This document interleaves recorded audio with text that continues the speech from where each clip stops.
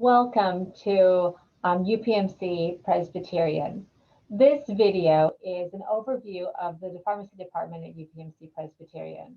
My name is Heather Johnson. I'm director of the PGY1 Pharmacy Residency Program at UPMC Presbyterian, and I am a practicing clinician on the liver transplant unit at UPMC Presbyterian. I'll do my best to overview some of the offerings within the pharmacy department at UPMC Presbyterian in lieu of a tour this year. UPMC is a $20 billion healthcare system and insurance provider. It grows every day. We have, I will say, more than 30 academic community and specialty hospitals because that number is a number I can't count anymore. We have international programs in Italy, Ireland, Kazakhstan, Colombia, China, and I am particularly fond of our program in Palermo, Italy, because I spent 6 years operating the pharmacy service in Palermo, Italy, which is the lovely palm trees you see right there. All this just serves to tell you that UPMC has its reaches far and wide. It is a world-class health center that is really trying to optimize and facilitate care all around the world and make sure that we can provide care to patients where patients need their care. We have more than 600 outpatient sites, more than 4,000 physicians, and greater than 80,000 employees. And again, I lose count. But it is a very big system with lots of different opportunities and lots of different players that you might become involved with as a resident within our program.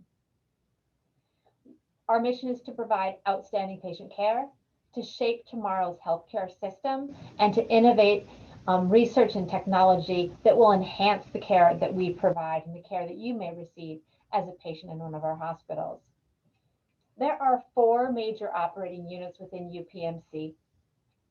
The Health Services Division, which is where you will spend most of your time as a resident providing care, but this also includes our home health and retirement living options. It includes the contract services, which include pharmacy and some clinical laboratory services. There's the Insurance Services Division, which includes the UPMC Health Plan, which has a commercial portion as well as a Medicare and a medical assistance program. There's also the Workers' Comp program and local provider networks as part of that. I talked a little bit about our global outreach. That's the International Division. And then there is the Enterprise Division, which is responsible for all the innovation and really moving innovation from an idea into a business and something that we can provide consistently. So there's a lot of cool things going on at UPMC that you may become exposed to and aware of throughout your residency here. We are right here in Allegheny County. You will be coming to see us at UPMC Presbyterian here in the heart of Oakland. Oakland is one of the Pittsburgh neighborhoods. Pittsburgh is made up of a lot of different neighborhoods. They all have names: Shady Side, Bloomfield, Friendship, South Side, Squirrel Hill. And so there are UPMC facilities around this area. You have the opportunity to collaborate with residents and pharmacists in those other hospitals. You have the opportunity to be at discussions on the system level. In addition, UPMC has branched out further east toward Pinnacle, Altoona, and Bedford, and has some hospitals that are outside the Commonwealth of Pennsylvania. So it is a very large and expansive health system. What's nice is that the medical record is all integrated. So when you have a patient who comes from UPMC Hamlet, you can see what time they got their last dose of Vanco, even though they may be in the ICU at UPMC Presbyterian. So this is where we are, right here, where you would be, right here where I am today. Presbyterian Hospital is right here, connected very closely, connected via building to Scaife Hall, which houses the medical school and some spaces that the hospital utilizes. We go across to the Biomedical Science Tower and also then over via Skyways to Montefiore, where our residents have their offices.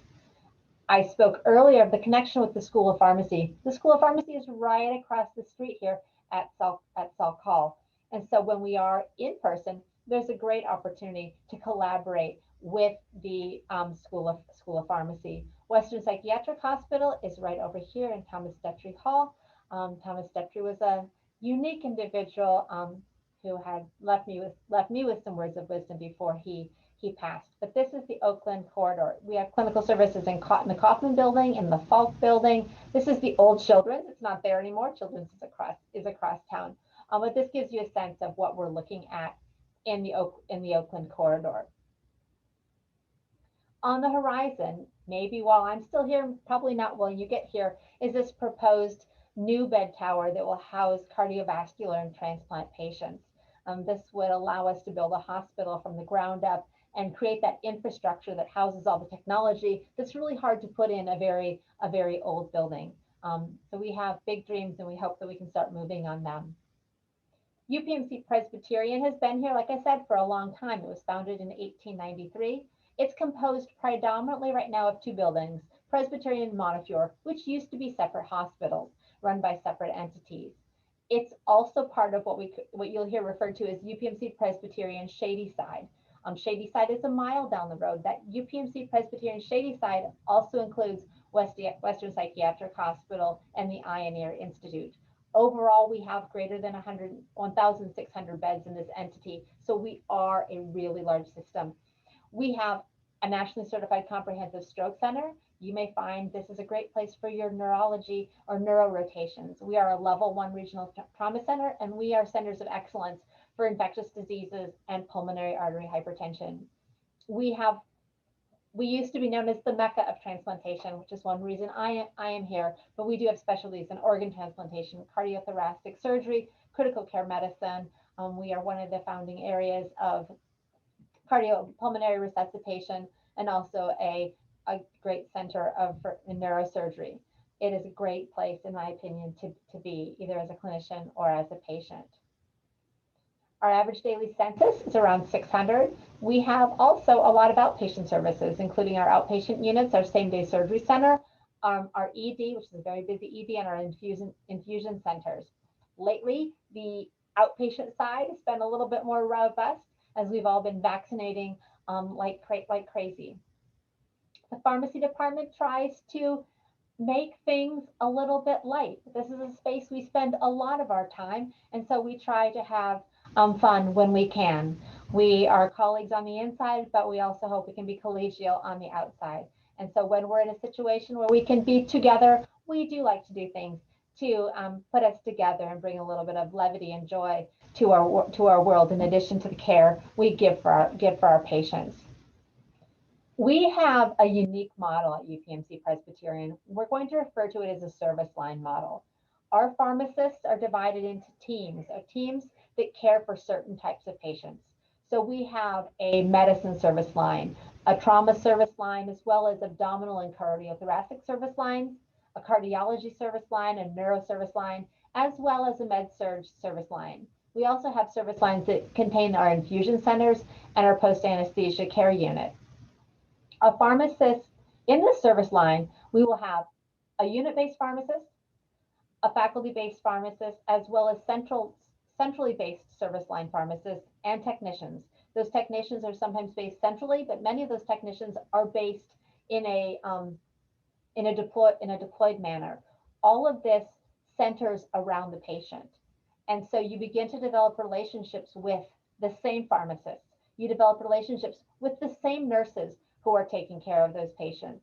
And it helps us to provide a more consistent and, I think, higher level of care. We have service centers that focus on slightly different areas. We have our peri and postoperative pharmacy satellites, as well as our pre-pack and non-sterile compounding areas. Our NARC room, our disaster response, which has really been elevated these days because our COVID activities have really been under that disaster response area, as well as an investigational drug services satellite that all function to support our patients on the whole. We use a lot of technology at UPMC Presbyterian. Our idea is the more technology we can use, the more people and minds we can have thinking about the patient, as well as opposed to moving things around. At the time of this presentation, we had 2 Omnicell linear robots. We were looking at a third. We do first doses. We do cart fill for a number of the UPMC hospitals, and we also use some of our robots to prepare first doses. We run these robots 24/7 to optimize their utilization. The more technology we can use, the better we can have our people caring for patients. In addition, we have a large campus, as I showed you earlier. We spend a lot of our day walking back and forth and back and forth. And so we've employed robotics or our tug delivery robots to do those trips multiple times a day and meet technicians where they live with the patients, to meet pharmacists where they live with the patients.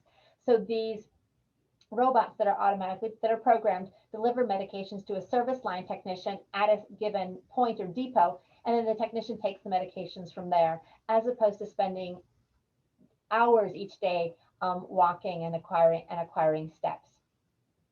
We have named the robots, and you can see here, this one is named Kylo Ren. We also have med carousels. These assist with maintaining our inventory and ensuring safety through scanning. We use barcode scanning, and this also provides for first dose and scheduled medications. So again, a large amount of technology in our system that you will become familiar with as a resident here at UPMC Presbyterian. And then we also have technology in our IV rooms, two Omnicell IV station robots, as well as Omnicell IV Soft. These things keep people's dirty hands out of the medications and ensure a more safe way of delivering medications to our patients. So our staffing model, as I alluded to earlier, is a service line staffing model. We have people in the central pharmacy who are verifying the clinical appropriateness of each medication order and ensuring that the correct product is chosen. These centrally based pharmacists also have a role in our pharmacokinetics program. All of our pharmacists have a role in our pharmacokinetics program. Our unit-based and faculty pharmacists round with our medical teams. They may or may not verify orders during their rounds, and they communicate with the service line central pharmacists about medication needs. Each of these groups are available to physicians, and each of these groups precept IPI and API students. Our faculty pharmacists may spend more time teaching and facilitating coursework with the School of Pharmacy and facilitating pieces of that, but they are fundamentally caregivers for our patients as well, and we collaborate as a team to provide care for our patients. So, for example, on my service line, Marissa is in the main pharmacy. She's the central quarterback for the abdominal transplant service line on a weekday.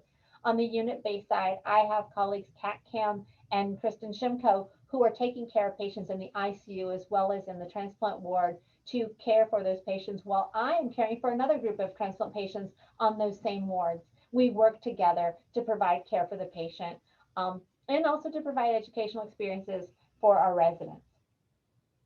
Our resident responsibilities within this include our residency on-call program. It's not a overnight call program, but 4:30 to 8:30, once about every 2 weeks, you will be assisting with the verification of various reports, PK consults, as well as answering complex drug information questions. Our residents function in this line, also creating and modifying orders for TPN on the weekends and act as a supporting pharmacist in that area.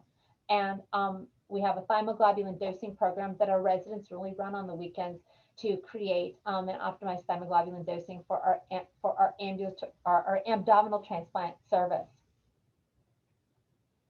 Our technicians are fundamental. They are fundamental in terms of delivery and running of our technology and conducting and making sure our tugs go in the right places and making sure that our inventory is really properly addressed, all under the supervision of a pharmacist, but our technicians are a fundamental part of what we do in provision of care to our patients. We also have an outpatient pharmacy service. Two outpatient pharmacies, Falk Pharmacy and the Presbyterian Prescription Shop, serve meds for our patients at UPMC. We have a meds to bed program. Many ED patients will get medications through a Presbyterian prescription shop. These pharmacies offer specialty medications, immunizations, and also free delivery to select UPMC offices. So you will have an opportunity as a resident to interface with these pharmacies about medications for your patients as part of transition planning. And as I said, we like to have a little bit of fun when we can get together. We'd like you to come join us and be excited about UPMC Presbyterian and what UPMC has to offer the same way that we are. We know that when you meet with the staff from UPMC and the residency program director, you'll have lots of opportunity to answer any questions you may have. Thanks a lot. Bye-bye.